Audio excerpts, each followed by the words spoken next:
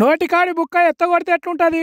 తినే కంచంలో మట్టి కొడితే ఎట్లుంటది? కడుపు రగిలి కన్నెర చేస్తారు ఎవరైనా. అగో అట్లనే చేసిర్రు వీళ్ళంతా. మేడ్చల్ జిల్లా దమ్మాయిగూడ మున్సిపాలిటీ చిర్యాల పరిధిలో డబుల్ బెడ్రూమ్ ఇండ్లకు పట్టాలు ఇచ్చిండ్రట. శాంక్షన్ అయిన 40 మందిలో 27 మందికే ఇచ్చి కడవళ్లకు కాదన్నారట.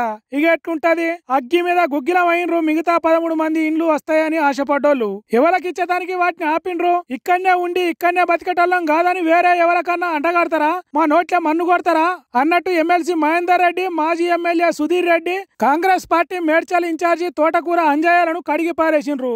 అట్లా అందరు అడుగుతుంటే ఇజ్జత్ పోతుంది అనుకున్నారో లేకుంటే ఇదంతా మనకే మోసం అయ్యేటట్టున్నది అనుకున్నారో ఏమో తెలియదు గాని ఇస్తామమ్మా మీకు కూడా ఇస్తామని చిన్నగా కారెక్కిపోదామని చూసిర్రట. కానీ జనం ఊకుంటారా? మా పేరు మీద వచ్చిన ఇండ్లు మాకిచ్చడానికి మీకు ఏ రూల్ అడ్డం వస్తున్నదని కారు అడ్డం తిరిగిండ్రు. బీఆర్ఎస్ సర్కారు ఉన్నప్పుడు బీద సాధలకు కట్టిన ఇండ్లను శాంక్షన్ అయిన వాళ్లకు చక్కగా ఇచ్చుడు కూడా రాకుంటే ఎట్లా ఈ కాంగ్రెస్ సర్కారు వాళ్లకు అని బాగానే అడుగుతున్నారు. పోలీసులు వచ్చి కారుకు అడ్డం వచ్చిన వాళ్ళను గుంజి పారేసిండ్రు. పేర్లు తప్పున్నాయి, సరి చేసి ఇస్తాము, జర్ర ఓపిక పట్టుర్రి అని చెప్తున్నారట.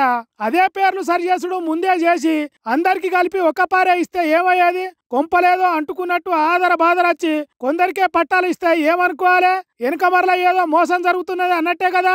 ఎందుకిట్లా పేదలను గోసపుచ్చుకుంటారు? కాంగ్రెస్ పార్టీ ఇస్తామన్నవి ఇయ్యది, కనీసం బీఆర్ఎస్ పార్టీ ఇచ్చేటి కూడా చక్కగా ఇయ్యకుంటే ఏమనాలి ఈ కాంగ్రెస్ సర్కార్ను అని తిట్టుకుంటున్నారట. ఇండ్లు శాంక్షన్ అయ్యి పట్టాలు రాని పబ్లిక్.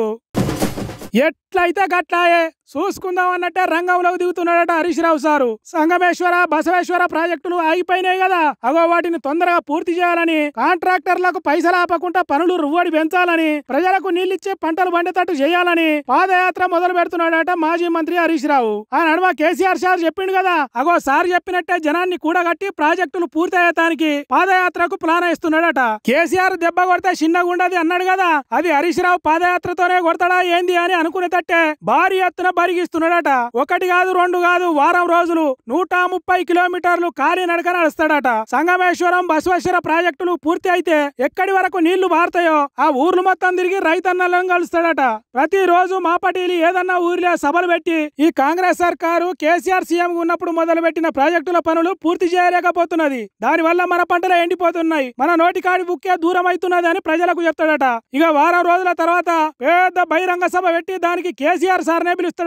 ఇక ఎట్లుంటదో చూడుండ్రి రాజకీయం. గరం గరం గాయ గాయ అవుతుంది. సర్పంచ్, ఎంపీటీసీ ఎన్నికల ముందు హరీష్ రావు పాదయాత్ర సర్కారును సతమతం చేసుడే కాదు, బీఆర్ఎస్ పార్టీకి మంచి మైలేజ్ తీసుకొస్తది అని అంటున్నారు. మరి చూడాలి హరీష్ రావు సార్ పాదయాత్ర ఏ తీరుగా నడుస్తుంది, ఎట్లా సర్కారు దిగి వస్తుంది అనేది ముందు ముందు చూడాలి.